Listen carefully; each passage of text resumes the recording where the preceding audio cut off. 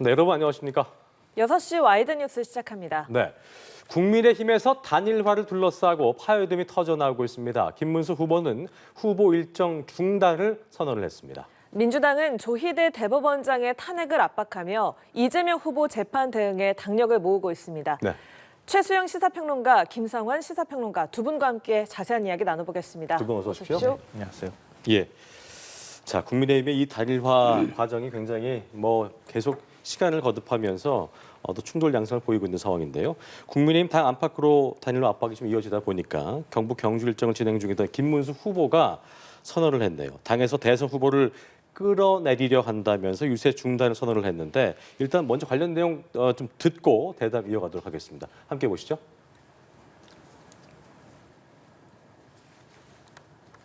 대선이 한 달도 남지 않은 시점입니다. 저는 국민의힘 후보로서 대선 승리를 위한 비전을 알리는 데 온 힘을 쏟았습니다. 단일화에 대한 일관된 의지도 분명하게 보여드렸고 지금 또 단일화에 대해서 한결같은 마음입니다.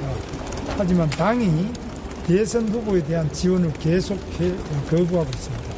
기습적으로 전국위원회와 전당대회도 소집했습니다. 이것은 당 지도부가 정당한 대통령 후보인 저를 강제로 끌어내리려는 시도라고 생각합니다.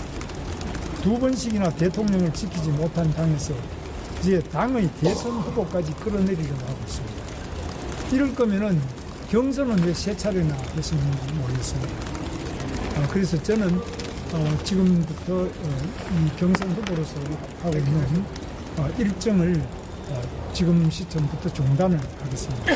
그리고 서울로 올라가서 제가 남은 여러 가지 현안 문제에 대해서 깊이 대책을 마련하겠습니다. 네, 김문수 후보의 발언 함께 들어보셨는데 두 번씩이나 대통령을 지키지 못한 당에서 당 대선 후보까지 끌어내리려고 하고 있다 등의 발언들을 했습니다. 일단 오늘 이렇게 일정 중단 선언 어떻게 좀 바라보셨습니까? 지금 제가 보기에 이 짧은 지금 한 1분여간의 이 메시지는 김 후보가 직접 작성한 것 같습니다. 제가 보기에 가장 핵심적인 세 가지는 이렇습니다. 당이 공식적으로 선출된 후보에 대한 지원을 거부했다. 두 번째, 당원 당규를 바꿀 수 있고 그다음에 후보를 다시 선출할 수 있는 기습적인 전당대회를 통보했다. 세 번째, 이것은 나를 끌어내리는 시도다. 이 세 개가 저는 핵심 사안이라고 봅니다. 그러니까 처음에 이제 선출된 다음에 최소한 후보로서의 공적 지위를 누릴 수 있는 컨벤션 효과와 그다음에 그 영향력을 보이고 있는 보일 수 있는 그런 여러 가지 제반적인 상황들을 당이 전혀 지원하지 않았고 거기에 대해서 선대위 구성까지도 지금 당이 지원하지도 않고 있는 데다가 자신이 요청한 사무총장도 결국 유임되는 사무총장 교체도 유임되는 이런 상황에서 본인이 굉장히 불만을 드러낸 것 같고요. 또 하나는 어젯밤에 통보된 그 전국위원회 전당대회는 이게 어떤 의미냐면은 당원 당규를 바꿀 수 있는 게 전국위원회고 전당대회는 후보를 다시 옹립할 때 하는 이제 그런 그 말하자면은 형식 절차거든요. 근데 이게 이제 온라인으로 할 수 있게끔 해냈습니다. 그러니까 ARS하고 비대면으로 이게 8에서 11일까지 할 수 있도록 조항해놨다는 거는 만반의 준비를 사전에 미리 해놨다는 얘기가 되겠죠. 이거를 기습적으로 통보받았다는 얘기는 당이 나에게 사전에 상의 없었다는 그런 의미가 아니겠습니까? 이런 상황은 나를 끌어내리는 시도로밖에 볼 수 없다. 강한 불만을 드러내고 그렇다면 나는 내가 당의 공식 후보로서 지금 일정을 내가 수행하고 있는데 이걸 중단하겠다. 이 얘기는 지금 내가 당신들이 나를 인정하지 않고 있는 만큼 나도 여기에 대해서 나도 역할하지 않겠다라는 강한 의지의 표명으로 보이기 때문에 일단 서울로 올라가서 약간의 휴지기를 갖고 그다음에 냉각기를 가질 겁니다. 아마 참모들과 긴급회의도 얘기를 하겠죠. 그런데 결국 중요한 거는 이 김 후보를 만나러 당의 지도부가 내려가고 있는 상황에서 기습적으로 통보를 하고 올라오겠다는 얘기는 만나겠다는 의사도 없다는 것으로 비춰지기 때문에 일단 대구에서 만나지 않겠다는 그렇죠. 이 말씀이죠. 부분이 앞으로 어떻게 재점화될지 또 확산될지 눈여겨볼 지점이라고 생각합니다. 정말 이제 드러내놓고 불편한 심기를 보인 겁니다. 어떻게 좀 보셨어요? 아니 입장을 좀 바꿔놓고 생각을 해보세요. 국민의힘이 그 여러 차례 경선을 거쳐가면서 당 대선 후보를 공식적으로 선출했어요. 그게 사흘 전입니다. 사흘 전에 대선 후보 선출하고 지금 단일화 안 한다고 해서 그 대선 후보를 무시하고 있는 상황이잖아요. 누가 그걸 받아들일 수가 있겠어요. 제가 대선 후보라도 못 받아들이겠어요. 근데 대선 후보로 선출하면 당무 선거를 가지고 있고 지난 대선 때 윤석열 당시 후보가 어떤 모습을 보였는지 아마 생각해 보시면 아실 거예요. 당대표하고 맞서기도 하고 당대표를 오히려 누르기도 하잖아요. 그랬는데 그걸 또 용인했던 당에서 지금 김문수 후보 뽑혔다고 해서 김문수 후보한테 어떤 선거 지원도 하지 않고 김문수 후보가 사무총장 한 명 임명하겠다고 하는 것도 임명 못하게 하고 예. 이건 달리 말하면 경선 과정에서 김문수 후보를 우리가 뽑은 것은 한덕수 후보랑 단일화를 하라는 뜻으로 뽑아놓은 거다. 즉 다른 말로 허수아비 후보를 뽑아놓은 거다. 진짜 후보 추대를 하는 것이 아니고. 그렇죠. 그렇지 않으면 어떻게 공식적인 대선 후보를 이런 식으로 대우합니까? 지금 아마 오늘 경주 가고 했던 일정들도 제가 볼 때 의원들도 안 따라다녔을 것 같거든요. 예. 그러니까 아무도 도와주질 않는 거예요. 그 대선 후보가 그냥 혼자서 지금 활동하고 있는 거나 다름이 없단 말이에요. 선거운동을 혼자 하라고 얘기를 하고 있단 말이에요. 기본적으로 말이 안 되는 거고요. 뭐 그 뒤에 윤석열 전 대통령이 있는지 여부는 별도로 얘기한다 하더라도 예. 그렇게 해서 선거운동을 하면 그 후보가 무슨 생각을 하겠습니까? 날 끌어내리려고 한다고 생각할 거고요. 그러면 나는 더더욱 단일화에 있어서 좀 더 기선을 잡고 가겠다고 생각하지 않겠습니까? 오히려 후보를 중심으로 해서 단일화 절차를 밟아나갈 수 있도록 후보를 존중하고 그리고 무소속에 있는 한덕수 후보와 같이 논의할 수 있는 테이블을 만드는 과정들 하나하나 밟아나가도 모자란데 당장 끌어내리고 당장 단일화하지 않으면 그냥 후보직 그냥 없애버리겠다는 식의 이런 식으로 겁박하는 것은 예. 결국 친윤계가 아직도 우리가 당의 주인이요. 그리고 그 뒤에 윤석열 전 대통령이 본인의 의지에 따라서 한덕수 카드를 계속 사용하고 있으니까 거기에 맞춰가겠습니다라고 온 국민에게 공개적으로 선언하는 것이나 다름이 없다고 봅니다. 예. 지금 김수환 평론가께서는 친윤계의 의지로 보셨는데 일단 단일화 압박이 강하게 이루어지고 있는 것은 좀 자명해 보입니다. 그렇습니다. 어떤 배경으로 좀 보고 계세요? 뭐 친윤계라고 다 특정하기에는 이게 당원 전체의 뜻이 다 반영됐기 때문에 이번에 사실은 김문수 후보가 선출된 것은 이 문제를 사실상 공약화한 것이거든요.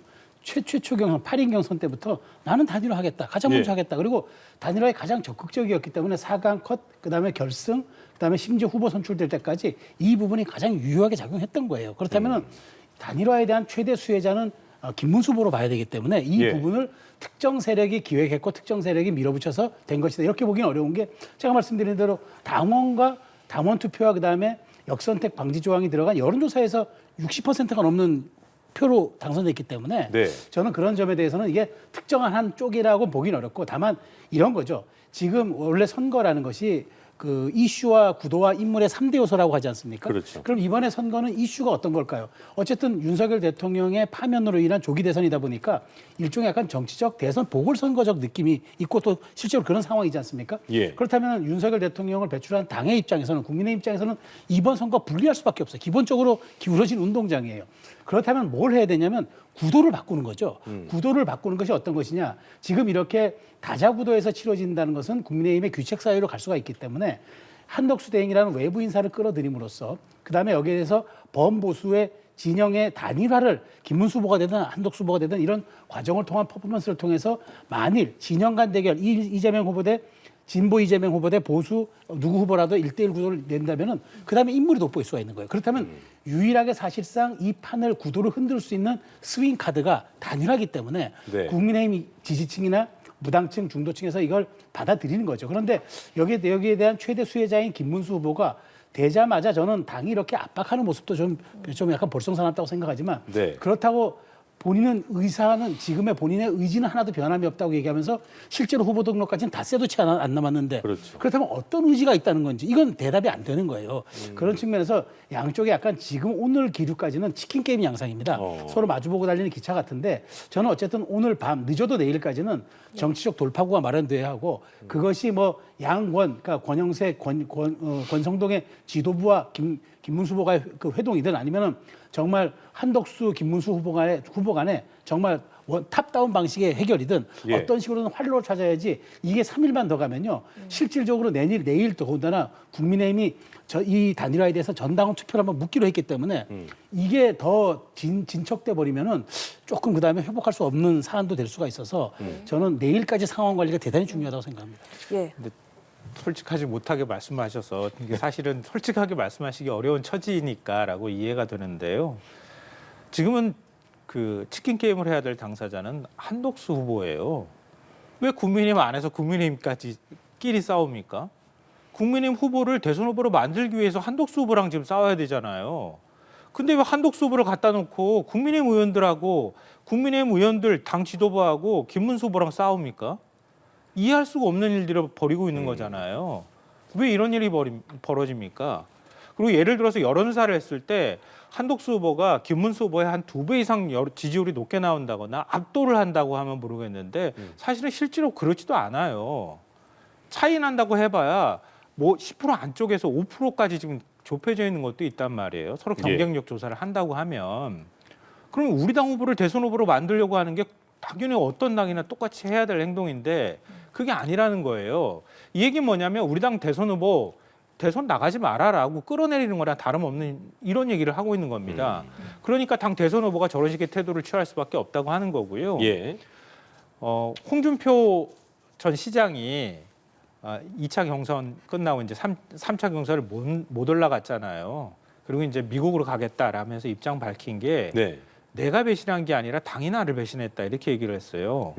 솔직하게 얘기는 할 수 없었겠지만 그 얘기 뜻은 뭐냐면 홍준표 후보도 지지세가 만만치 않았거든요. 저는 여론조사상으로 볼 때는 홍준표 후보가 오히려 2강으로 올라가는 게 맞다고 봤어요. 예. 근데 마지막에 갑자기 한덕수 후보가 당시 권한대행이 대선 출마한다는 걸 막 분위기를 띄우고 그러면서 선택들이 달라지기 시작한 거예요. 그 배경에는 결국은 친윤계가 홍준표 후보보다는 김문수 후보가 한덕수 후보랑 단일화하기 좀 더 나을 것이다. 편한 상대가 된다라고 하는 계산이 깔려 있었던 겁니다.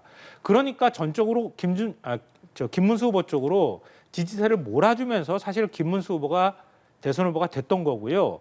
그 청구서를 지금 들이밀고 있는 겁니다. 김문수 후보한테. 우리가 만들어줬으니까 그 안에 지지에는 우리가 대선 후보로 만드는 과정에는 한덕수 후보랑 단일화를 하라고 하는 그 메시지가 담겨 있는 것인데 전제 조건이 달려있던 예, 말씀이신 거죠? 그걸 왜 지금 말을 안 듣느냐 이렇게 하면서 오히려 당 대선 후보를 지금 길들이게 하고 있는 이런 상황인 건데요.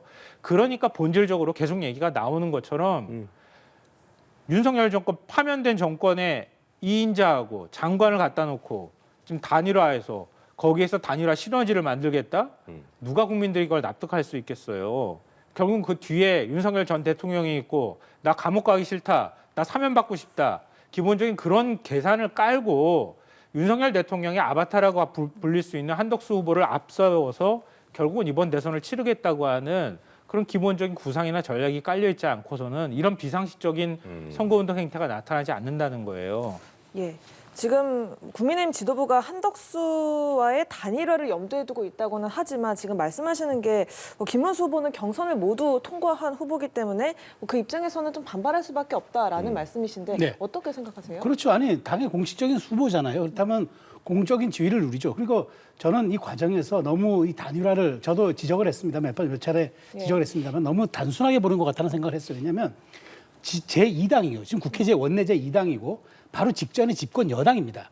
그 당의 대선 후보로 공식적으로 선출돼서 수락연설까지 했습니다.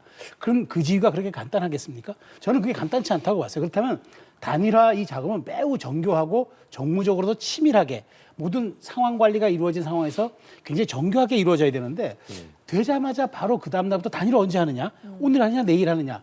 마치 이제 그게 김문수 후보에게는 후보 지위를 언제 내려놓느냐? 이렇게 들린 거예요. 그리고 한 후보 쪽에서도 뭐 콘클라베 방식 이런 얘기들이 나오는 거는 이거는 사실은 적절하지 않았던 게 뭐냐면 이 공직선거법에 따르면요.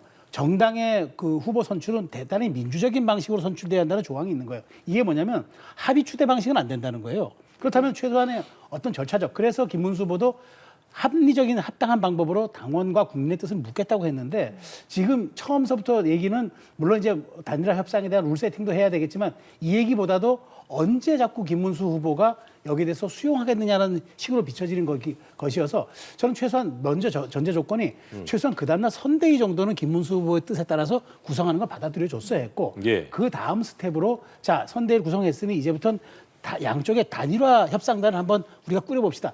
이렇게 좀 순차적으로 갔었어야 되는데 지금 김문수 후보가 저렇게 격렬하게 저렇게 아주 말하자면 본인의 감정을 드러내는 것도 이런 데 대한 좀 상황 관리가 되지 않고 무조건 이제 물론 보수 진영의 그런 조급함은 인정이 됩니다. 예. 선거는 목전에 다가왔고 11일까지 이번 주 일요일까지 후보 등록을 마감시켜야 하는 상황에서 예. 째깍째깍 초시계가 돌아가는 건 그 이해 못할 상황은 아니지만 그럼에도 불구하고 당이 그래도 3주간의 절차를 거쳐가지고 공식적으로 선출한 후보에 대해서 승인을 얻어내거나 동의를 얻어낼 때는 네. 조금 더 정교한 상황 관리가 필요했다는 말씀을 드리겠습니다.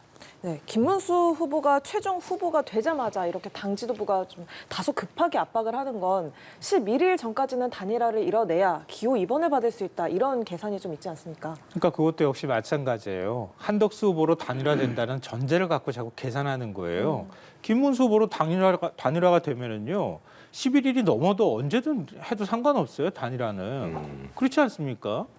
그러니까 11일이 되면 김문수 후보는 당연히 2번을 받을 거고요. 한덕수 후보는 무소속으로 계속 번호를 받을 겁니다. 가나다 순으로 번호를 받을 거예요. 예. 그러니까 한덕수 후보로 단일화가 되면 그러면 기호 2번도 사용할 수가 없고 선거 자금도 공식적으로 국민의힘 걸 사용할 수가 없는 거예요.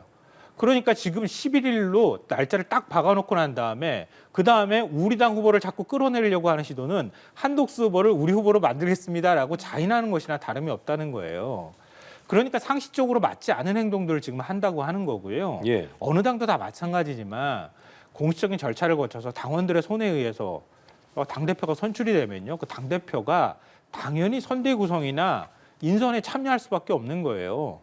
그리고 난 다음에 대선에서 이겨야 정권을 갖고 오는 거 아닙니까?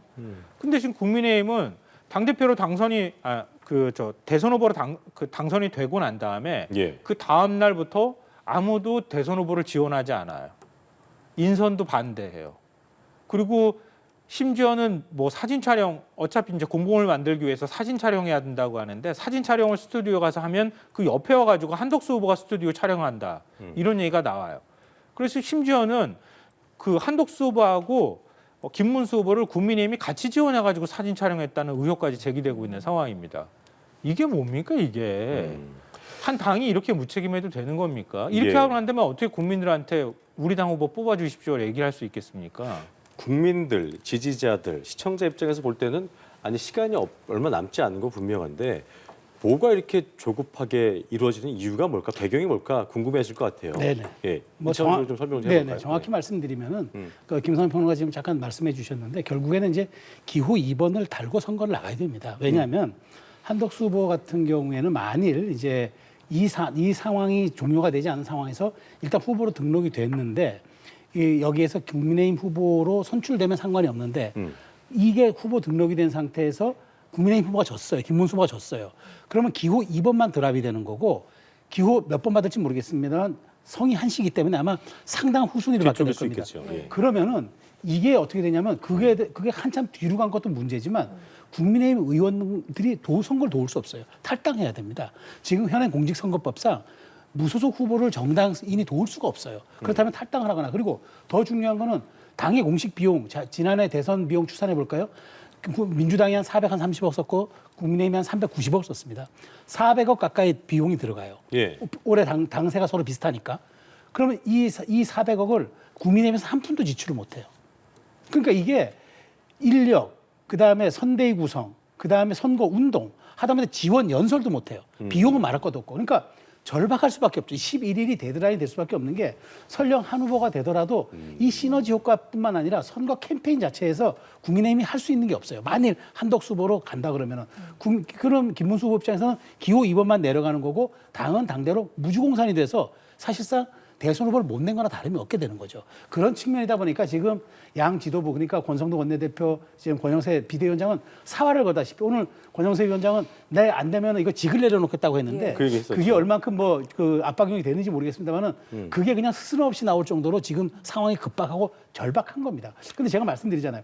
이렇게 중차대한 사안인데 물론 하루 이틀, 물론 이제 토요일에 선출됐으니까 월, 화, 일월, 화, 오늘이 3일째인데 이걸 가지고 과연 이렇게까지 상황 관리를 이렇게 급하게 했었어야 될까라는 그런 자꾸 아쉬움이 드는 거죠. 그 아쉬움은 뭐 아쉬움의 그 근원은 네. 준비가 안 됐다고 봐야 되는 거예요? 뭐 어떻게 봐야 되는 그러니까 거예요? 저는 너무 이걸 조금 더 제가 솔직하게 말씀드리면 예. 좀 나이브하게 생각했던 것 같아요. 조금 좀 순진하게 그러니까 김문수 후보가 공약을 했으니까 아마 적극 임할 것이다. 그렇다면 바로 첫날에 룰 세팅을 하고 두 번째는 뭐 양당 그 합의를 통해서 그다음에 이제 그 여론조사라든가 뭐 이런 것을 방식 정하고 그다음 더 중요한 거는 뭐 연설이 안 돼, 뭐 TV 토론이 안 되면은 각자의 비전 발표를 통한 것을 하고 아마 이렇게 머릿속에 순차적인 계산을 그려놨을 것 같은데 이게 첫날부터 어그러지니까 당황하게 되고 그다음에 하루 더 지나니까 그다음 자꾸 읍소하게 되고 압박하게 되고 이런 악순환의 고리에 빠진 게 아닌가 싶어요. 예. 근데 제가 볼 때는 이건 당원을 기만한 거예요. 당원 기만? 그렇지 않습니까? 당 경선을 치렀어요. 치러서 우리 당이 후보를 만들었어요. 만들고요. 급한 사람은 한독수 후보예요. 그렇지 않습니까? 한독수 후보는 국민의힘으로 들어가지 못하면요. 본인이 선거 자금을 다 마련해야 되는 상황이에요. 그러니까 반기문 전 유엔 사무총장처럼 드랍해야 됩니다. 제가 볼 때는. 아마 그럴 위기감을 지금 굉장히 크게 느끼고 있을 거예요. 그러면 정상적인 과정이라고 하면요. 하루 이틀 당 단일화 기구 만들고 물밑 교섭도 하고 두 사람이 한 번쯤 만나는 모습도 좀 연출하고 그리고 단일화 룰 가지고 한 2, 3일 정도 서로 밀당도 좀 하면서 힘겨루기 하다가 그리고 여론사 단일화를 하든 아니면은 한독수 후보가 그러면은 김문수 후보 쪽으로 해서 국민의힘에 힘을 실어주겠습니다. 선언을 하든 이렇게 하고 난 다음에 막판에 한 10일쯤 됐을 때 단일화 합의하는 그런 극적인 모습을 보여주는 게 어느 정당이나 단일화의 기본적인 방식인 거예요. 그렇죠. 근데 지금 그게 다 일반적으로 우리가 알고 있는 상식에서 다 비껴나 있잖아요. 그러니까 애초부터 김문수 후보는 후보로 생각하지 않았다는 얘기는 다름이 없는 거예요. 그럼 후보로 선출된 입장에서는 아무리 그렇다 하더라도 당원들이 선출하고 국민 여론조사까지 해서 내가 대선 후보로 선출이 됐는데 나와 관련해서 나에 대해서 어떠한 존중도 하지 않은 상황에서 무조건 단일화하고 압박하고 여론사 단일화를 하라고 하는 것도 아니고 그냥 어찌 보면 한독수 추대로 갑시다 이렇게 지금 얘기하고 있는 상황인데 감정이 상해서라도 그걸 받아들이기 어렵다는 거예요. 예. 아무리 급하다 하더라도 이런 방식으로 하는 것은 단일화 시너지도 안 날 뿐더러 오히려 국민들한테 큰 실망감을 주게 된다. 당원들이 아무리 정권을 계속 유지하겠다고 하는 의지가 강하다 할지라도 이런 방식으로 가는 거는 당 지도부로서 굉장히 무책임한 모습이다라고 지적 안 할 수가 없습니다. 평론가께서 조금 전에 앞서 말씀을 하셨듯이 권영세 비대위원장, 권성동 원내대표가 김문수 후보와 대구에서 만나서 단일화 문제를 협의하려고 했습니다만 지금 김문수 후보가 일정을 중단하고 서울로 올라가겠다라고 이야기한 상황이잖아요. 네. 앞으로의 상황은 그럼 어떻게 전개가 되겠습니까? 그러니까 오늘 밤에 아마 이제 그 양쪽이 예. 만나기 쉽지 않아 보입니다. 그러니까 뭐 하더라도 김문수 후보는 캠프 쪽에서만 지금 아마 서울로 올라오는 중이기 때문에 밤늦게라도 캠프에서 입장을 정리할 것 같고 그다음에 두 이제 권영세 권성동 두 그 비대위원장과 대표도 실질적으로 지금 뭐 오늘 밤에 김문수 후보를 쫓아간다고 어제도 만난 것으로 알고 있는데 예. 뭐 그렇게 해서 달라질 게 없을 겁니다. 그러니까 조금 더 정교하게 그러면 양쪽이 접점을 찾을 수 있는 카드를 가져야 돼요. 카드를 가지고 시간은 물론 없습니다. 내일이 이제 벌써 수요일인데 그렇다 하더라도 원래 우리 속담에도 있지 않습니까? 아무리 급해도 바늘 허리에 실을 둘러서는 안 됩니다. 바늘 코에 실을 끼워서 바느질을 해야지 그렇죠. 바늘 허리에 두른다고 그게 바느질이 되겠습니까? 그런 측면에서 오늘 밤은 서로가 양쪽에서 왜 이렇게까지 균열이 가고 왜 이렇게까지 감정이 말하자면 이렇게 그 첨예해졌는지 이 부분에 대한 것들을 한번 짚어보고 그다음에 양쪽 캠프도 조금 누그러뜨려야 돼요. 왜냐하면 지금 김문수 후보 측에서는 김재원 비서실장이 아마 거의 빅스피커 역할을 하고 있는데 예.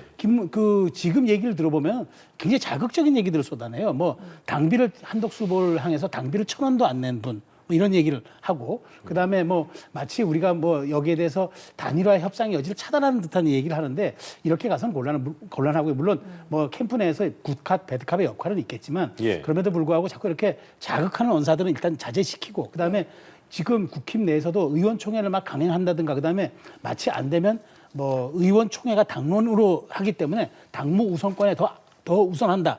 이런 식으로 후보를 압박하는 모습들도 별로 이거는 후보 측에서 수용성이 없어 보여요. 그런 측면에서 오늘 밤은 좀 냉각과 휴지기를 갖고 내일 저는 제가 보기에 일단 먼저 권영세 그다음에 그 권성동 그리고 김문수 후보 측과 이렇게 일단 먼저 선회동을 한 다음에 내일 밤이라도 한덕수 후보의 양자 회동을 통해서 이 부분을 탑다운 방식으로 풀어야 한다. 지금 뭐 이게 실무선으로 내려선 뭐 말할 지금 뭐 룰 세팅도 안 되는 상황에서 두 후보가 만나야 된다. 의미가 없어요. 그러니까 이제 먼저 순차적으로 두 지도부와 김 후보가 만나고 그 다음에 김 후보와 한덕수 후보의 일종의 탑다운 방식의 두 분의 어떤 큰 합의가 있어줘야 네. 그 다음에 디테일하게 넘어가요. 더군다나 내일은요 여론조사, 그러니까 오늘 밤에 7시부터 아마 당원 여론조사가 돌아간다고 합니다. 예. 자, 그럼 이 결과가 나오면은 분명히 지금까지 추세를 놓고 보면은 상당한 결과로 압박하는 또 수치가 나올 수 있어요. 단일화해야 된다는 당원들. 아마 2, 3차 당원 선거인단이 전원 포함되는 것 같은데 예. 그렇게 되면은 김 후보 입장에서는 마치 이걸 근거로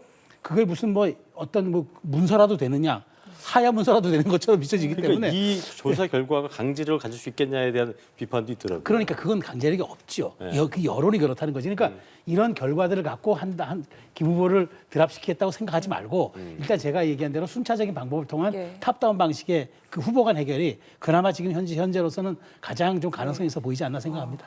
조금 시간을 가지고 내일 밤에 탑다운 방식으로 양자회동으로 좀 풀어가야 하지 않겠느냐라는 말씀을 하셨는데 일단 갈등이 굉장히 공개적으로 표출된 상황이잖아요. 네. 당 지도부가 김문수 후보를 좀 설득할 만한 방안 있을까요? 그러니까 설득하기 이전에요. 김문수 후보가 요구했던 걸 들어주는 모양새가 일단 필요한 거예요. 그러니까 당 대선 후보로서의 어떤 그동안에 요구해왔던 이런 부분들을 먼저 존중하는 태도를 보여야 네. 그 다음 순위로 대선 후보가 뭔가를 결단할 수 있을 거 아니겠어요. 또 어제 굉장히 급박한 상황이 벌어졌던 거잖아요. 예. 의원총회 벌어지고 심야에 지도부가 김문수 후보 찾아가기도 하고 그래서 심야에 비대위회의까지 열어가지고 3가지를 얘기를 했던 거예요. 단일화 기구 구성한다. 그리고 중앙당과 전국 시도당위원회 선대본을 구성한다는 거예요. 그 약속했잖아요. 예. 그 오늘 하면 돼요. 오늘 하면 되고 오늘 그걸 존중해가지고 당 단일화 기구를 통해가지고 뭔가 단일화 협상이 들어갈 수 있도록 조치를 취하고 예. 그리고 대선 후보로서 대선 후보에 대한 지원을 아끼지 말고 그리고 전국적인 차원에서 선거 준비에 들어가면 되는 거였단 말이에요. 그리고 사무총장까지 임명하면 더할 나 없이 좋겠지만 그렇지 않은 상황이니까 그럼 빼고서라도 그런 모습을 하루 이틀이라고 또 보여주고 난 다음에 뭔가 했으면 모르겠는데 오늘 김문수 후보 얘기를 들어보니까 아무것도 안 한 것 같아요.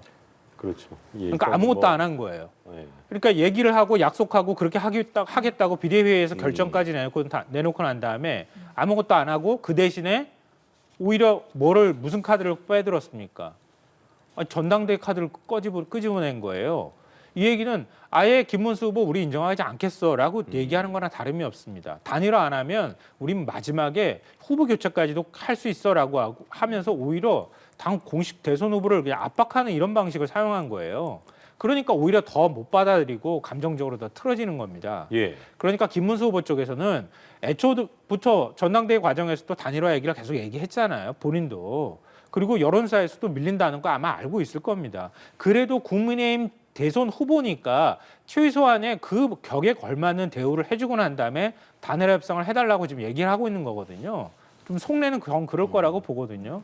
그러면 하루 이틀이라도 지금 어쨌든 단일화 방식은 여러 가지로 틀어질 수밖에 없거든요. 날짜상으로 보면 오늘 지나고 나면 나흘 정도밖에 시간이 없기 때문에 그럼 거기에 맞춰서 김문수 후보가 그래도 단일화 협상에 나서서 뭔가 결단할 수 있는 환경을 조성해 주는 것이 순리다. 그렇지 않고 이대로 막 밀어붙인다면 김문수 후보 입장에서는 후보 사퇴 안 하겠다고 그냥 버티면은 오히려 김문수 후보 입장에서는 이기는 게임이 될 수 있어요. 왜냐하면 국민의힘은 같이 망하겠다고 하는 거나 다름이 없거든요. 만약에 후보를 강제로 교체하고 한덕수 후보를 옹립하는 형태로 간다? 그 국민의힘 당원들이 동의할 수 있겠습니까? 선뜻. 그러니까요. 국민들이 그거에 대해서 잘했다고 박수 쳐줄 수 있겠습니까? 예. 안 되는 거거든요. 그러니까 결국 승자는 김문수 후보가 될 수밖에 없어요. 그러니까 김문수 후보에 대해서 충분한 예우를 하고 단일화 협상에 나설 수 있도록 해주는 게 제가 볼 때는 오히려 당 지도부에 있어서 최선의 방법이다라고 봅니다. 그게 가장 급선무다. 네. 그 말씀해 주셨습니까? 김 후보에 대한 존중이 우선이고 단일화 기구 구성 같은 걸 통해서 뭐 시간이 많지 않더라도 그런 흐름을 보여야 되는데 너무 아무것도 해주지 않는 그 김문수 후보 입장에서는 무시당하고 아무것도 나한테는 해주지 않는 것 같은 이 상황을 먼저 타개하는 게 중요하다는 말씀 해주셨는데 그렇죠. 어떻게 좀 들으셨습니까? 그렇죠. 그러니까 이게 사실은 그 정치보다도 더 앞서는 게 인간의 감정입니다. 예. 결국 정치도 사람이 하는 거고 AI가 하는 게 아닙니다. 그렇다면은 그리고 제가 아까 말씀드렸잖아요. 제2당의 공식 대선 후보고 바로 직권 여당의 대선 후보입니다. 이 지위가 그렇게 간단한 게 아닙니다. 그리고 어쨌든 3차례에 걸쳐서 뽑았잖아요, 당원. 근데 이제 여기서 이제 상충되는 부분이 김 후보는 여기에서 난 단일화로 공약을 사실상 내걸면서 가장 큰 수혜를 입은 분이에요. 그러니까 예. 이 지점을 잘 절충하면 되는 겁니다. 그러니까 공식적인 후보 지위가 있는 분이고 정통성이 있는 분이고 근데 당신이 거기에 선출되는 과정에서 우리 당원들이 당신의 약속을 믿었으니까 빨리 테이블에 나오시오. 근데 아까 제 얘기에서는 단일화에 대한 의지는 전 변함이 없습니다라고 얘기했는데 그 단일화에 대한 의지가 닷새 동안만 변함이 없고 그다음에 또 변함이 있으면 어떻게 합니까? 이게 말이 안 되는 거거든요. 그런 측면에서 그러니까 이 지점, 그러니까 김성환 평론가가 얘기했던 그 부분 결국 김 후보가 최소한의 당의 후보로서 어떤 공식적인 지위에 대한 어떤 그런 뭐랄까 그 좀 본인이 느낄 수 있는 그런 안정감 그다음에 아니면은 본인이 거기에 했다라는 그런 명분 이런 건 준 상태에서 퇴로를 모색해야죠. 우리가 최소한 외교에서도 뒷문을 열어놓고 앞문을 닫아 걸거든요. 그런데 이런 식으로 빨리 후보직을 내려놔라. 김 후보 입장에서는 그것이 내가 이번 경선 과정이 겨우 불쏘시개를 하려고 했나? 이런 생각할 수가 있기 때문에 그런 측면에서 감정에 대한 것을 조금 더 추스리는 것이 가장 우선이고요. 시간은 전 그래요.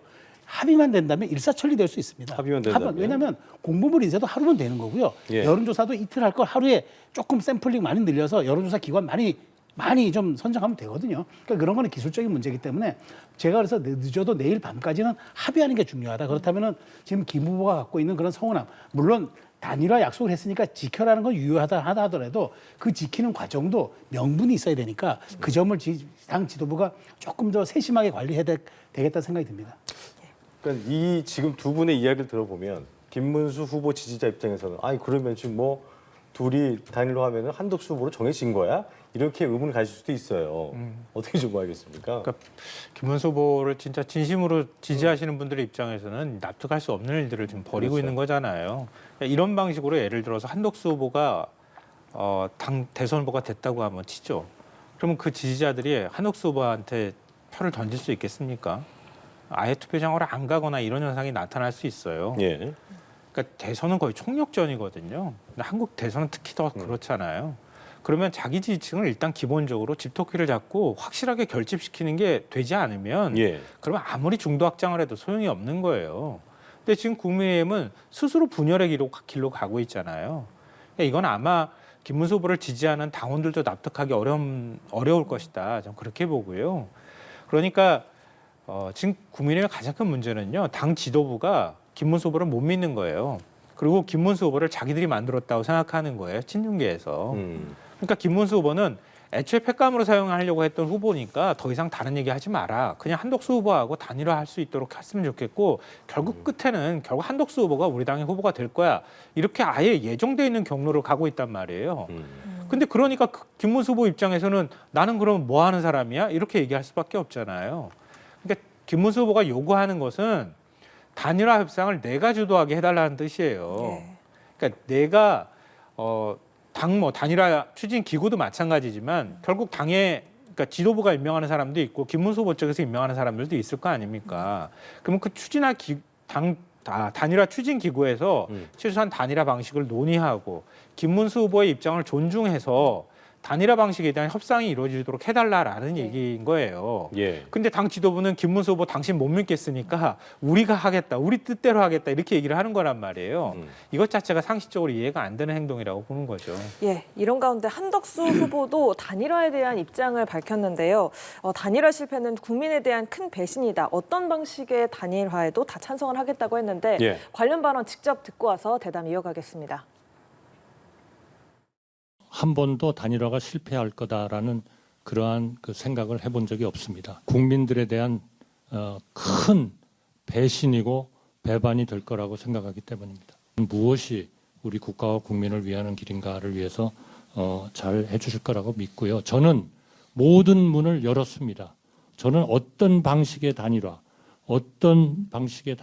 다 찬성입니다. 네, 한덕수 후보의 발언 듣고 오셨는데 예. 이 발언 어떻게 들으셨어요? 그러니까 그 예정된 거죠. 그러니까 본인은 그랬잖아요. 나는 모든 방식을 국민의힘 지도부에 위임하겠다고 했어요. 네. 위임 그 얘기는 뭐냐면 그러니까 국민의힘 지도부가 어떤 방식으로 하겠다는 얘기는 자신은 협상의 주체가 아니고 국민의힘이 협상해달라. 근데 사실 그 얘기조차도 김문수 후보 측에서 들으면은 아니 왜 한대행하고 나하고 협상을 해야지 왜 국민의힘 지도부하고 나하고 협상하게끔 하느냐. 그리고 이제 한대행이 지금 사실 처지는 이해합니다. 왜냐하면 한대행 입장에서는 지금 일정을 소화하는 것도 지금 뭐 손학규 전 대표 만나고 이낙연 전 총리 만나는 그러니까 지금 본선형 일정을 지금 수행하고 있는 거예요. 왜냐하면 지금 경선형 일정을 수행할 수가 없는 거죠. 지금 상태에서는. 그러다 보니까 단일화에 대한 총론을 자꾸 얘기하고 그다음에 본인의 미래형 일정들을 보이는 겁니다. 손학규 전 대표 같은 경우에는 대표적인 개헌론자니까 개헌에 대한 이슈를 선점하고 그다음에 이낙연 전 총리 만나는 거는 국민 통합의 얘기가 되는 거니까 이미 본선형 캠페인을 하고 있는 거예요. 그런 측면에서 한대행 입장에서는 지금 이런 것들이 전혀 진척이 안 되고 있다 보니까 본인도 내려가서 지금 김 후보를 만나겠다고 얘기를 하는 상황이잖아요. 예. 그러다 보니까 이런 것들이 한대행 입장에서는 굉장히 좀 고육지책이고 그다음에 약간 진퇴양난의 그런 생각은 들 겁니다. 그럼에도 불구하고 본인이 저렇게 열린 자세로 임하겠다고 얘기를 하는데 저는 이렇게 하는 게 좋다고 봅니다. 그러니까 말하자면 이걸 국민의힘 쪽에서 위임했다 이런 것보다도 지금 이 얘기를 한 것 같은데 김 후보 측이 얘기하는 모든 방식을 다 수렴하겠다고 하면서도 예. 저는 어떤 유불리든 따지지 않겠다 얘기하면서 저는 이 부분에 대해서는 김 후보 측이 키를 쥐고 가도 나는 무방하다라고 얘기하는 그런 얘기까지도 좀 진일보 하는 게 오히려 김 후보 측에 대한 우려도 불식시키고 아마 김문수 후보는 이런 생각도 있을 것 같아요.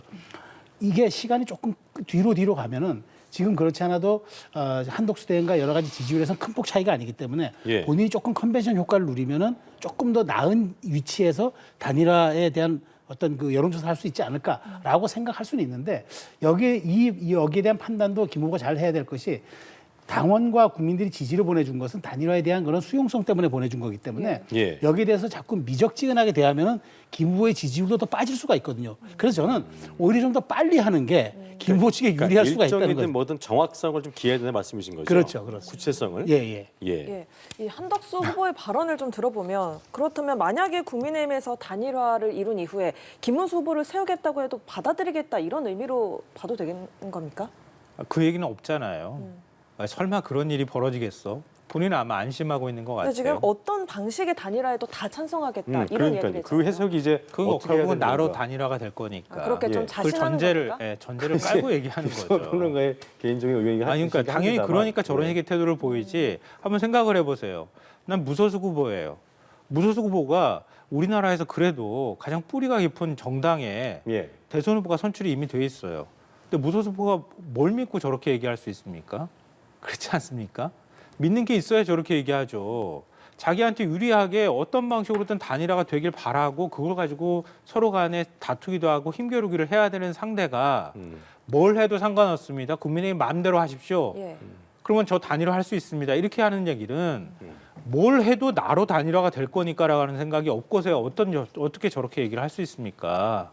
이미 언지를 받았기 때문에 가능한 얘기이기도 하고 예. 국민의힘 지도부도 그렇게 본인하고 얘기를 했다고 하는 그런 믿음이 있기 때문에 저런 얘기가 가능하다는 거예요. 그러니까 저것도 사실 상식적으로 납득이 안 되고요. 한국수 후보 입장에서 국민의힘 입장에서 아주 간단하게 문제 해결할 수 있는 방법이 있어요. 한덕수 후보 그냥 입당하면 돼요, 지금. 다 해결되는 거 아닙니까? 뭐하러 이렇게 막 싸우고 단일화하고 말고 가지고 얘기를 합니까? 그냥 한덕수 후보 입당하면은 기호도 해결되고요, 선거 자금도 해결되고 다 해결되는 거예요. 근데 이제 경선이 끝난 이유이기 때문에 또 그럴 거에 대한 이제 그 다음에 불만이라든가. 입당하고 난 다음에 네. 다시 절차 밟으면 되는 거 아닙니까? 그게 불가능한가요? 바깥에 있는 후보하고 단일화하는 거 가지고 이렇게까지 싸우고 오히려 자당에 있는 후보를 끌어내리려고 하는 상황은 그러면은 상식적으로 이해가 되는 건가요? 아니란 말이에요. 한덕수 후보가 바깥에서 무소속으로 정몽준 노무현 정몽준 단일화 계속 지금 국민의힘이 강조하고 있지만 그런 시너지가 날 만한 아름다운 단일화라고 얘기할 만한 그런 예. 환경이 되면 또 모를까? 그것도 아니잖아요. 그러니까 이른바 내란 정권의 총리와 장관이었던 사람입니다. 윤석열 전 대통령이 그냥 픽했다고 하는 얘기까지 나올 정도예요. 예. 그러면 그런 정도의 상황에서 어떻게 시너지가 쉽게 날 수 있겠습니까? 안 되면은요. 제가 볼 땐 김문수 후보 쪽에서는 그렇게 하면 생각할걸요. 지금 잠깐 한덕수 후보가 좀 더 중도층 확장이 되거나 나보다 지지율이 조금 더 나오지만 결국 본선에서 실제로 경쟁이 붙어보면 한덕수 후보 아니고 김문수 후보라도 나도 그만큼의 확장력을 가질 수 있다라고 저는 생각할 수 있다고 봐요. 그러니까 한덕수 후보는 뭘 믿고 그렇게 하겠습니까? 그 뒤에 뭔가를 기획하는 누군가가 있지 않고서는 저렇게 하는 게 불가능하다고밖에 생각할 수 없는 거예요. 그러니까 한덕수 후보는 본인 스스로는 계속 뭔가 이렇게 물을 타고 뭐 임기 단축 개헌을 하고 이런 얘기들을 하면서 대한민국의 대단한 뭐 화해와 통합을 위해서 노력하는 것처럼 보이지만 예. 윤석열 정권 2인자로서 대한민국의 가장 갈등을 조장하는데 기여했던 인물입니다. 그거 가지고 국민들이 바로 그렇게 될 거야 이렇게 동의하지 않는다는 거예요. 그러니까 김성환 평론가 입장에서는 아까도 계속 뭐 반복해서 주고 계십니다만 아름다운 단일화, 국민을 위한 단일화를 위해서는 김 후보에 대한 존중이 우선돼야 할 것이고 방법적으로 이제 한덕수 후보가 국민의힘에 입당하면 된다. 그러니까 이 부분은 좀 중요해 보이는 것이 김 후보 입장에서 왜 지금 시점에 단일화 수준을 좀 강제로 인식하고 있는가 이거에 대한 해소는 분명히 필요해 보입니다. 근데 이제 그렇다고 해서 이제 그 한덕수 지금 무소속 후보가 국민의힘에 입당한다.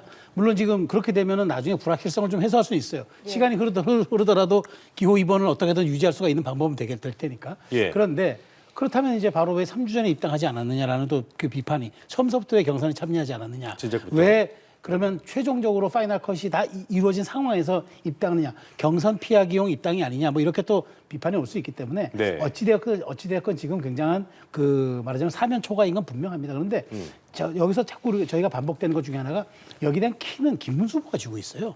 저희가 방송에서도 많은 말씀을 드렸는데 결국 김문수 후보가 선출되고 나면 칼자루는 김문수 후보가 쥐는 거고 칼 위에 칼등에 올라타는 사람이 한 후보일 것이다. 한덕수 후보일 것이다. 얘기를 저는 몇 번 했습니다. 왜냐하면 이 법적 정통성과 선거에서의 민주적 과정에 대한 정통성이라는 건 대단히 중요하거든요. 그런데 시간은 지금 보니까 김문수 후보는 결국 내 편이라고 생각하는 것 같아요. 예. 내가 설령 비난을 받고 하겠지만 내가 공식적으로 선출된 국민의힘 후보인데 나를 어떻게 할 수 있는 방법이 없다. 그러다 보니까 아까도 전당대회나 전국위원회 소집에 민감하게 반응하는 게 거기서 당헌당규 개정을 통해서 본인의 법적 지위를 박탈할 수 있거나 혹은 전대를 소집하는 그런 과정을 통해서 다시 한번 어떤 당의 그런 퍼포먼스를 통해서 후보를 또 옹립하는 방법. 이 여러 가지가 그 본인 입장에서는 자기를 끌어내려는 어떤 그 수로 보이기 때문에 굉장히 민감하게 반응한 것 같아요. 그러니까 저런 걸 불식시켜야 된다는 거죠.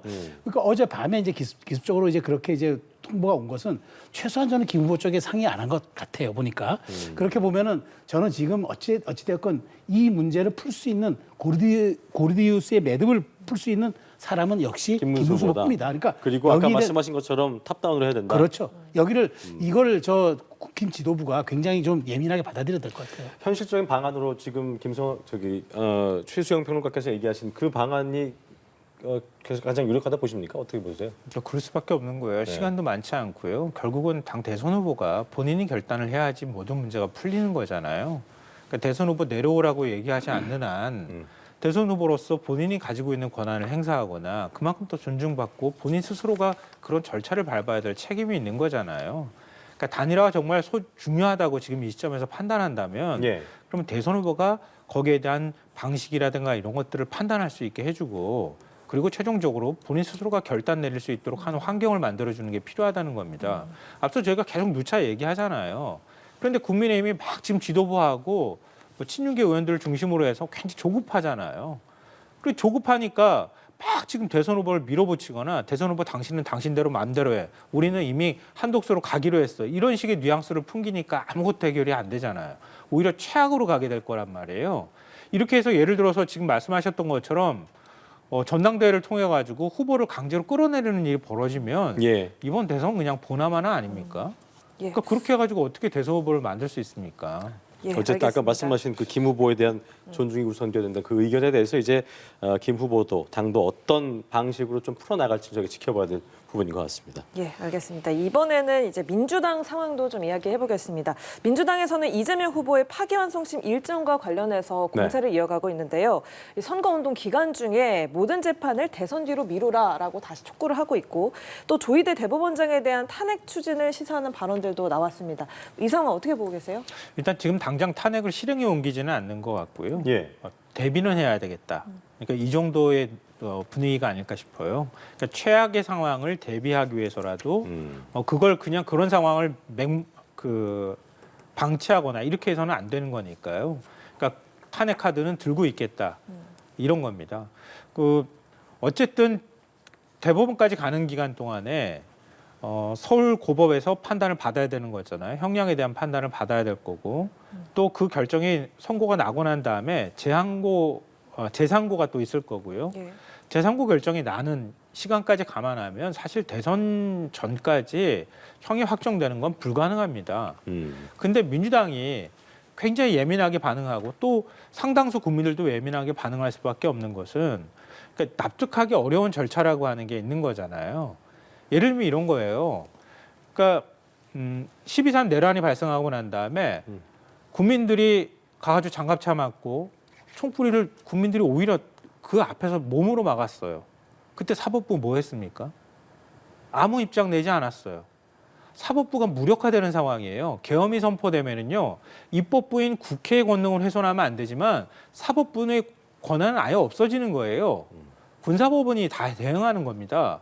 그럼 사법부가 어떤 입장이든 위헌적인 계엄을 선포했으면 입장을 내놔야 되는 거 아닙니까? 어떤 입장 내지 않았어요. 그 다음에 어떤 일이 벌어졌습니까? 내랑 우두머리 혐의 받고 있는 피의자를 그냥 풀어주잖아요. 그리고 재판을 받는 과정에서도 온갖 특혜를 제공했다고 하는 지적들을 받았었고요. 그리고 그 내란 우두머리 피의자는 지금 어떻게 하고 있습니까? 자기 반려견 끌고 한강을 산책하고 있어요. 자기 부하들은 다 지금 구속돼 있는 상황인데 그런 상황에서 제1야당의 대선 후보, 국민의 가장 지지를 받고 있는 대선 후보에 대한 대법원 전원합의체 판결이 단 9일 만에 나왔습니다. 한번 상식적으로 생각해 보세요. 제가 그런 처지라고 한다 하더라도 저와 관련되어 있는 유무죄를 재판부가 단 9일 만에 판단했다고 하면 누가 그걸 납득할 수 있겠습니까? 당연히 정치 개입이라는 소리를 들을 수밖에 없는 건데요. 이거는 민주당이 먼저 정치 개입이라고 문제 제기를 하거나 의혹 제기를 한 게 아니고요. 사법부가 자초한 겁니다. 이런 일련의 과정들을 통해서 국민들한테 사법부가 굉장히 불신을 받고 있는 상황이에요.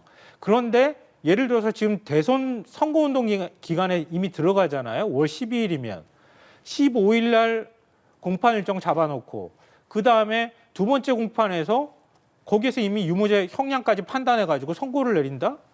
대선 후보한테 상상할 수 있는 일입니까? 그러니까 상상할 수가 없는 거예요. 그러니까 그런 것들에 대한 여론 때문에 뭐 여론사를 해보면 또 그렇지만 이재명 후보의 지지율이 크게 변동이 없는 것도 바로 그런 맥락 때문에 변동이 없는 거라고 봅니다. 그래서 민주당은 만약에 사법부가 그 절차들을 그대로 강행한다거나 아니면 형사소송법의 절차 규정되어 있는 것들을 뛰어넘거나 이렇게 해서라도 이재명 후보의 유죄를 확정하겠다고 하는 의지가 보인다고 할 때는 대법원장뿐만 아니라 대법관들까지 같이 탄핵을 하겠다고 하는 이런 얘기를 하고 있는 거죠. 지금 아직 카드는 안 꺼내놨지만. 예, 저희가 앞서 좀 리포트에서도 보고 왔지만 이재명 후보가 사법살인을 언급한 것도 있었고요. 또 지금 민주당에서는 조희대 대법원장을 향해서 대선 개입 표적 재판 기획은 탄핵 사유다라고 주장을 하고 있습니다. 어떻게 보고 계세요? 그러니까 지금 조희대 대법원장에 대해서 선제적으로 탄핵하겠다는 거잖아요. 근데 선제 탄핵은 안 돼요. 왜냐하면 위법한 게 법률로서 증명이 돼야 됩니다. 근데 아직까지 이재명 후보에 대한 공직선거법은 최종심이 안 내려졌어요. 유죄 취지로 판결을 내려보냈고 고법에서 다시 그러니까 판결 나면 다시 재항고 절차를 거쳐서 대법원이 판결을 내야 최종적으로 가는 겁니다. 그 결과도 보지 않고 탄핵하겠다? 민주당이 그냥 으름장과 엄포를 놓고 있다고 보고 있고요. 저는 그래요. 지금 민주당이 이번 대선에서 모든 대선 후보들의 재판을 뒤로 미루라는데 모든 대선 후보들의 재판이 없어요. 이재명 후보의 재판만 있습니다. 그러니까 차라리 이재명 후보에 대한 재판을 뒤로 미루라고 얘기를 하든가 왜 모든 후보라고 이렇게 통칭합니까? 그런 물타기도 사실은 꼼수에 해당되고요. 또 하나 지금 그렇습니다. 이재명 후보가 이제까지 대표직 거치고 뭐 다 하면서 재판이 이렇게까지 늘어진 이유가 뭡니까? 본인이 다 일일이 불출석 사유서를 내고 또 재판 또 회피하고 늑장 부리려는 그런 필요한 조치들을 했기 때문에 그래요. 이번 대선 3주인데 3주 채 안 되는 시간인데 불출석 사유서 내면 재판 안 합니다. 그리고 김성환 평론가가 얘기한 대로 이번에 2심이 확정 판결 내릴 가능성이 전혀 없습니다. 근데 왜 이렇게 사법살인을 운운하면서 이렇게 강하게 얘기하고 또 당에는 이건 당이 알아서 할 일이라고 또 얘기하고 본인은 또 중도 확장에 나서고 이렇게 좋은 이른바 국화 베드카 전략을 쓰느냐. 이재명 후보는 이런 사법부의 모습들을 마치 본인이 어떤 피해자로 각인되고 그다음에 사법에 대한 자신의 어떤 박해자로 각인이 되면서 이런 지금 그 선거 구도에 대한 재정립을 한번 시도하는 것이 아닌가 싶어요. 그렇지 않다면은 지금 재판부가 제가 보기에 대선 전에 판결 내릴 가능성은 전무합니다. 그렇기 때문에 시간적으로도 그렇고 그런데 이렇게까지 압박하는 이유는 이걸 들어서 결국에는 재판을 중단시켜놓은 상황에서 대통령이 되면은 법률 개정을 통해서 아예 대통령에 대한 재판은 임기 후로 미루는 그 법안을 통과시키기 위한 그런 어떤 일종의 그런 심모 원료가 아닌가 싶어요. 그런 측면에서 사실은 좀 민주당에 대한 이번 뭐 공세는 이해 못할 바는 아니지만 헌법 11조 제1항에 모든 국민은 법 앞에 평등하다는 조항이 있습니다. 예. 대선 후보도 국민 중에 한 사람입니다. 근데 이거 오해하실 수 있을 것 같아서 반론을 안 할 수가 없는데요. 네, 반론해 주시죠. 12.3 내란 계엄 이후에 국민의힘이 민주당을 향해서 뭐라고 했습니까? 내란 공작 펼치고 있다고 얘기를 했잖아요. 지금 유죄 공작 펼치고 있다고 얘기하는 것처럼 들릴 것 같아서 매우 우려스럽다는 말씀 드리고요. 유죄 공작을 펼치기 위해서 그러면 대법원까지 움직였다는 얘기가 되는 거잖아요. 민주당이 이렇게까지 힘들어하는데 유죄 공작을 펼쳐가지고 예를 들어서 이재명 후보가 더 어떤 사법의 피해자인 것처럼 만들어서 국민 지지를 하나를 더 응집시켜가지고 대통령이 되겠다. 이건 진짜 그야말로 공작적인 얘기에 불과하다 이 말씀 좀 드리고요. 예. 저는 이번에 글쎄요, 헌집 판사들도 얘기하고요, 헌법학자들도 지적하고 있지만 그동안에 예를 들어서 대법원 전원합의체에서 이런 식의 그러니까 유죄 판결을 이런 방식으로 하는 전례가 있다고 하면 많은 국민들이 그래도 그럴 수 있지라고 생각하실 것 같아요. 근데 납득할 수가 없잖아요. 소부에 배당돼서 소부의 대법관들이 한 번쯤 논의하는 시간도 거치지 않고 곧바로 대법원장이 대법원 전원합의체 회부하고 이 사흘 만에 2번 심리하고 그리고 그 이후에 엿새 만에 대법원 선고가 나와요. 전원합의체. 대법원 그 판결문이요. 예. 80여 쪽이 되거든요. 그중에 반대 의견이요. 절반을 넘어요. 아니 판단하면 판결문이 있는데 판결문에 이 판결이 잘못됐다고 주장하는 의견이 절반이 넘게 나오는 판결문이 어디 있습니까? 거기에 보면 충분한 숙고와 설득의 시간이 없다고 반대했던 대법관 2명이 밝히고 있어요. 이 얘기는 뭐냐면요. 대법원이 충분히 이 부분에 대해서 심리하지 않았어라고 대법관 2명이 얘기했다는 거로밖에 보이지 않는 거예요. 그걸 공개적으로 다 본인들이 얘기했다는 겁니다. 예. 근데 이렇게 다수결로 밀어붙였다는 얘기가 되는 거잖아요. 뭐 거기에 따른 의도까지 제가 말씀드리고 싶지는 않지만 전 그래서 그런 생각이 들어요. 아니 이토록 대법원이 기존의 형식적 공정성까지 절차적 공정성까지 무시해가면서 이런 식으로 결정을 내릴 필요가 있었을까? 도대체 이재명 후보가 뭘 그렇게 믿길래 뭐가 그렇게 잘못됐다고 생각하길래 이렇게 이례적인 결정까지 내려야 되는 것인가? 와 이게 사법 엘리트들이 볼 때 하다못해 정규 교육과정 제대로 거치지 않은 이런 후보라서 그런 걸까? 과거 노무현 전 대통령도 상고 나왔다고 그렇게 무시하고 모욕 주더니 이재명 후보도 그런 식의 생각을 갖고 있기 때문에 도저히 서울대 법대 나오고 정말 좋은 교육받고 항상 늘 위에 기득권으로 눌리했던 사람들이 볼 때 자존심 상해서 이런 대선 후보를 받아들일 수 없는 걸까? 이런 식으로 생각할 수밖에 없어요. 어떻게 저렇게 결정을 내립니까? 그러니까 이거는 민주당 의혹 제기를 하는 게 아니라 사법부가 만들어 놓은 겁니다. 예. 전례 없는 전원합의체의 판결 그리고 뭐 대법원이 절차적 공정성을 좀 무시했다는 우리 김성환 평론가의 의견이었는데 어떤 의견이십니까? 그러니까 대법원은요. 제가 보기에 그 2심 판결이 났잖아요. 벌써 그게 2달 가까이 됐습니다. 그 직후부터 이미 법률 심에 들어갔다고 해요. 그리고 실질적으로 대법원에 와서 했다고 하는 그 6만 쪽을 봤냐고 자꾸 얘기하는데 예. 대법원은 그 증거의 사본 같은 걸 다 일일이 안 봐도 됩니다.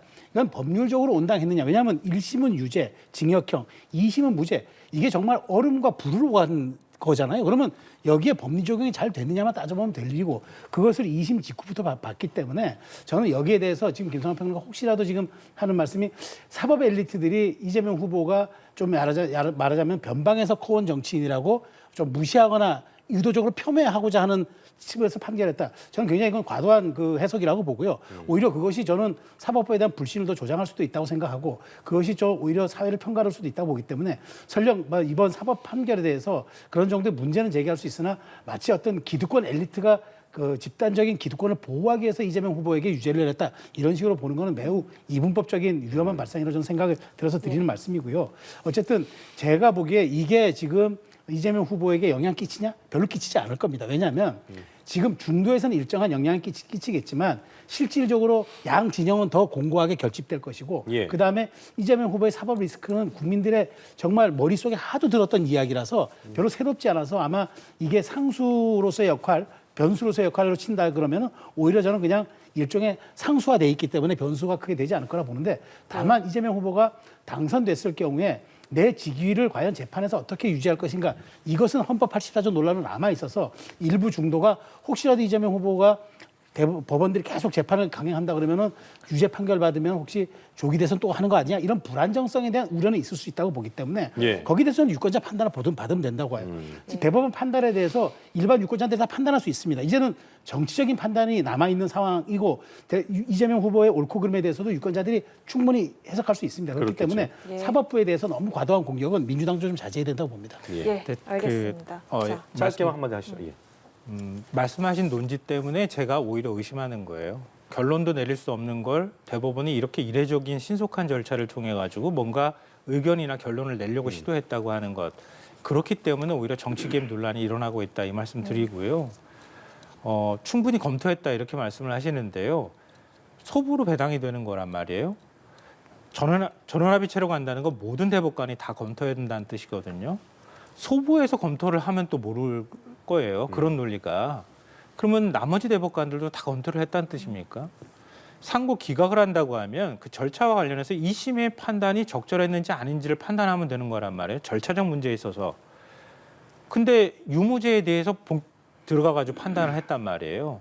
그렇다면 그리고 또 다른 대법관들도 거기에 반대하는 의견이 있다고 하면 그것이 피의사실 공표죄의 사실인지 아닌지의 판단, 그것이 허위인지 아닌지 여부 이것까지 판단해야 되는 거란 말이에요.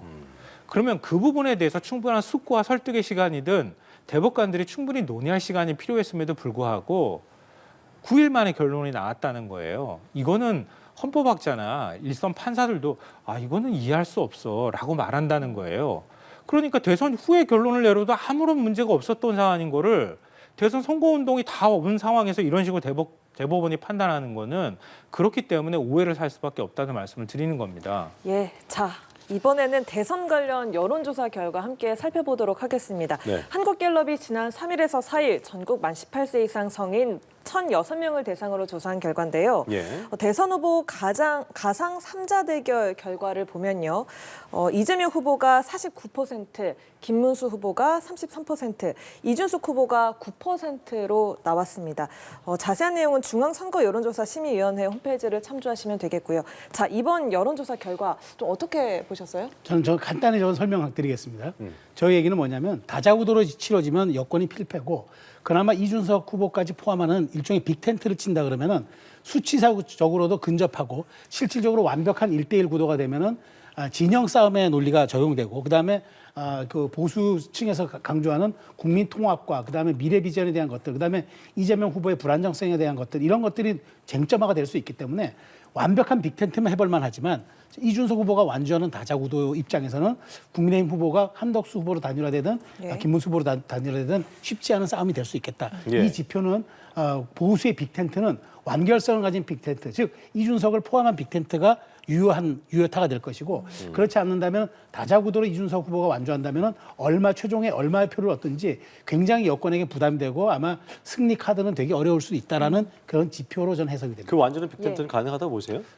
그것 또한 뭐 상상력의 영역인데 이준석 후보가 사실 솔직히 말씀드리면 10%포인트가 저는 본인이 생각했던 지표라고 봐요. 네. 왜냐하면 10%만 되면은 기탁금의 반을 돌려받을 수 있으니까. 그런데 그게 안 된다고 판단하거나 혹은 또 약간의 보수 후보들이 나이가 들어갔을 때 이길 수 있는 단일화가 아니라 이기는 단일화라고 판단되면 가능성이 있다고 봅니다. 알겠습니다. 예. 또 오른쪽 그래프도 보시면 이재명 후보가 49%, 한덕수 후보가 36%, 이준석 후보 6%의 결과가 나왔거든요. 어떻게 해석하세요? 그러니까 국민의힘이나 보수 진영에서는요, 고차 방정식이 필요한 문제를 두고 지금 산수를 하려고 자꾸 그래요.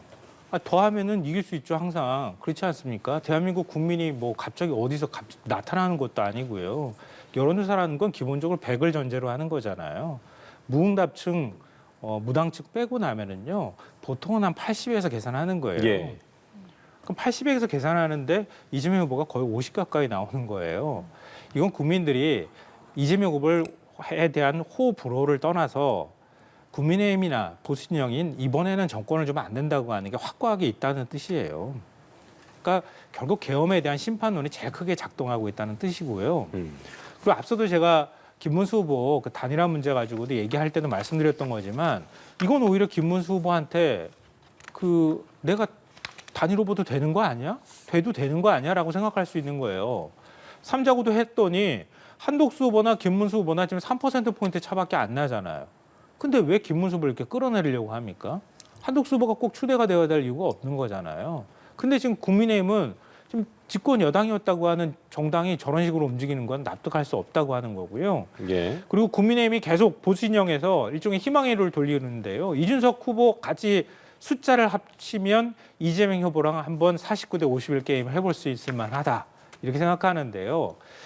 이준석 후보가 거기에 만약에 단일화로 들어가 버리면요. 예. 그러면 또 떨어져 나가는 표가 또 있을 거예요. 그게 고차 방정식이고 그 표가 민심인 그대로 거거든요. 가지 않을 것이다. 그 수가. 그렇게 가지 말씀이신 않습니다. 그렇게 갈 것 같으면은 여러 후보 내세우고 난 다음에 그 후보랑 다 단일화를 하면 항상 1등하게 해요. 그럼 상식적으로 얘기가 안 되는 건데 계속 그런 식으로 국민한테 예. 일종의 희망 고문하듯이 단일화되면 우리가 이길 수 있습니다. 이렇게 얘기하는 건데요. 그거는 사리에도 맞지 않고요. 예. 정치의 가장 기본적인 거는요. 정당이 선거에 패배하는 게 바로 민주주의라는 얘기를 합니다. 잘못한 거 있으면은 정권을 내주고요. 그 다음에 다시 또 열심히 절치부심 노력해가지고 그 정당이 잘못하면 다시 정권 가져오면 되는 거예요. 아니 국민의힘이 국민들이 항상 국민의힘한테 정권을 맡겨놨습니까? 항상 우리한테 있다고 생각하는 착각부터 좀 버려야 된다고 생각합니다. 알겠습니다. 20일 앞으로 다가온 대선 관련 이슈들 최수영 시사평론가, 김성환 시사평론가와 이야기 나눠봤습니다. 두 분 긴 시간 말씀 고맙습니다. 네. 감사합니다.